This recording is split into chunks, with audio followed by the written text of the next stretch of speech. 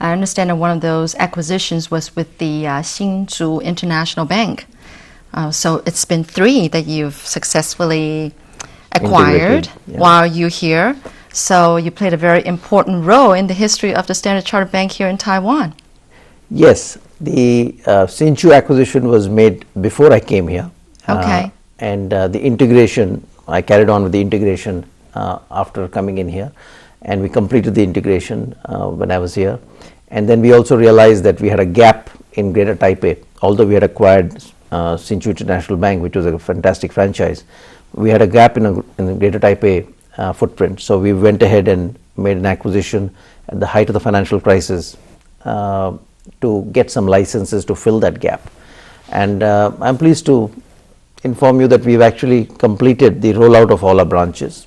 We now have a very diverse, we have a very well distributed branch network, and we are the largest international bank by branch network. We are the largest international bank by retail portfolio, SME portfolio, and so it means we are doing business in this particular market. You know, we're contributing to the economy of Taiwan, and for us that is very, very satisfying.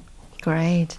What do you think about Taiwanese people's their saving and spending habits?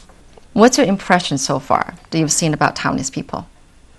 I think, in my personal view, and I'm not an expert at it, I would say it is quite different even within Taiwan, because we have got, as I said, a fairly diverse business across the island. And I would say in terms of saving and investment habits, there is a different profile. If you look at, south versus the north or center versus the north, and we can distinguish. You mean within Taiwan? Within Taiwan, north and south. Okay. Yes. Yeah. One tends to be more conservative, looking at more deposit type of products, accepting slightly lower returns. The others would be slightly more sophisticated in terms of investments, willing to try new products, and slightly higher, I would say, risk appetite. So there is that diversity which is there, and I think we are fortunate enough because we have this fairly diverse footprint. It also has to do with demographics and in the sense the age profile and the educational background. So I don't want to be sounding as if I'm generalizing here, but we find that difference. You think that a lot of it has to do with Taiwan's culture and the customs in terms of what they're willing to risk or not willing to risk, or I think the general Asian culture, barring maybe 1 or 2 countries, is towards creating a safety net, high savings, saving for the future, saving for the rainy day, and to that extent I would say Taiwan is no different. So the savings rate is quite high. Obviously over a period of time, as Taiwan has developed into a more industrialized and developed economy, the products that people are willing to invest in are getting more sophisticated as well. But I think it's good. I think as a country, and it is important that the savings rates are high, and I think Taiwan has done well.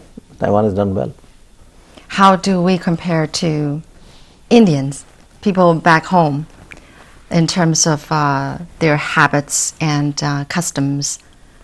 Yes. Can you make a comparison? Difficult to compare. Well, you've been away from home for too long. India, again, very diverse, huge country. Okay. Very, very diverse. Much bigger than Taiwan. Much, obviously. And but again, it is urbanizing, and when you see the urbanization taking hold, you then can find the similarities between the products that people are willing to invest in through their life cycle, what their needs are. So it is in many ways an emerging economy, whereas Taiwan, I would say, is far more advanced in that respect. So difficult to compare, but savings rate even in India tend to be high, especially in the middle income and higher income. Really? Well, we'll have to say that India is an emerging country, but a very fast emerging country. And I mean, being one of the BRICS, members, I think it's very impressive what India is doing and advancing and growing, and also in the sense of like outsourcing. A lot of people are looking to India for outsourcing, and which I find very impressive considering the country itself and it's being able to the independence and the growth it's able to do on its own. Yeah, I think the story is, as you said, very, very impressive. There are clearly challenges in terms of developing the infrastructure, getting more manufacturing jobs, but as you said, in terms of the progress that's been made over the last 8 to 10 years, it's been quite amazing, and amazing in many ways to someone like me, because I don't go back that often, and right. And we just took a delegation in February from Taiwan, a 90-member delegation to India. It was a ministerial level delegation, a very successful delegation, which was led by Minister Liu of CEPD. And there are a couple of cities that I went to after 17 years, and I was, absolutely amazed. So it is moving in the right direction, and there's a lot of, hope and aspiration that it will emerge as one of the big economies in the world in the next 20-30 years. Well, that is great, because I understand that while here it's daytime, over there it's nighttime, or rather, well, here is nighttime, over there is daytime, and then people, when you do the outsourcing, people can actually take advantage of all the people in India do all the work while you're sleeping, so that in the morning when you get up, it's all done for you, So this whole thing about outsourcing, I don't know. I'm finding it very fascinating. But that's how this whole globalization is happening around the world.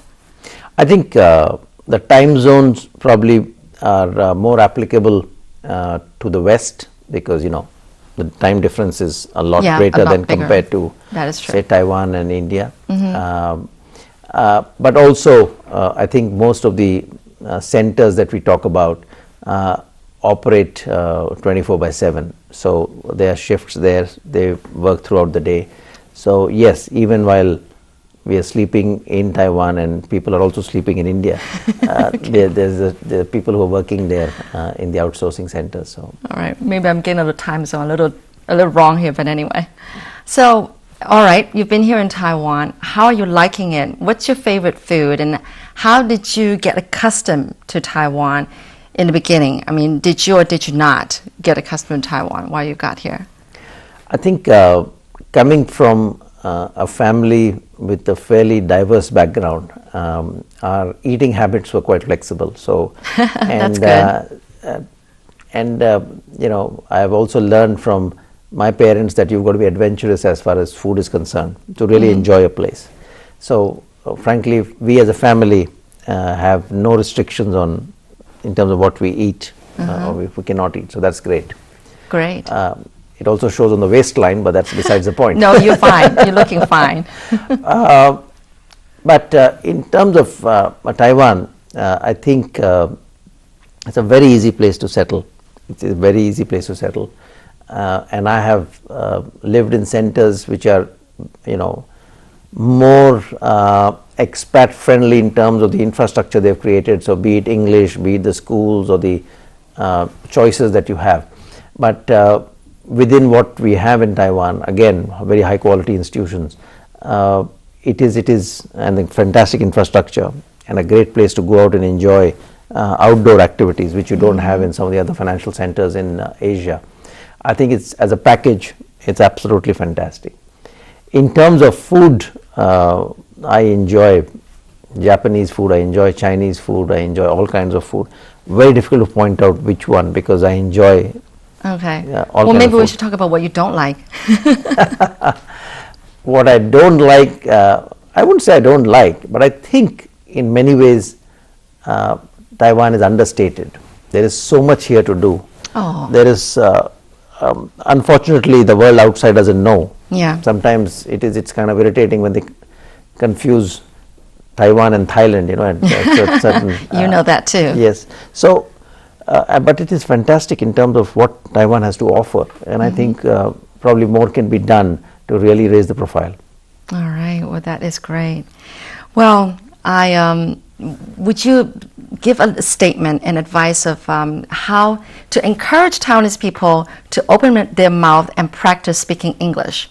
Because it seems like they really have a big obstacle in terms of boldly able to see a foreigner like you and then speaking English, So can you give one advice? I am not in a Just position. like you learning Chinese. I'm not in a position to give advice because I should be the one who should be learning Mandarin being here, which I'm doing. And but I think we sometimes underestimate how much at least a new generation is spending time trying to learn the language. And yes, it can surely be kind of jump started with programs that you see or with the efforts, initiatives of the local government, community, schools, so on and so forth. And I think it's important because whether one likes it or not, English is the international language. That's or language, right. For international business. So I think that's important. Equally, I think knowing Mandarin is very important. My children speak fluent Mandarin. My son is going to major in Mandarin when he goes to college. Yeah. So I think it goes both ways. Okay. It goes both ways. We live in a globalized world, and being bilingual, at least with the major languages, is going to be very important. All right. Well, thank you very much, Sunil. It's been a great enjoyment speaking with you and spending this time with you. Thank you very much and got to know you better. Thank you very much, and I enjoy myself as well. All right, great. Thank you. Well, thank you for watching, people. I'm Shirley Lin.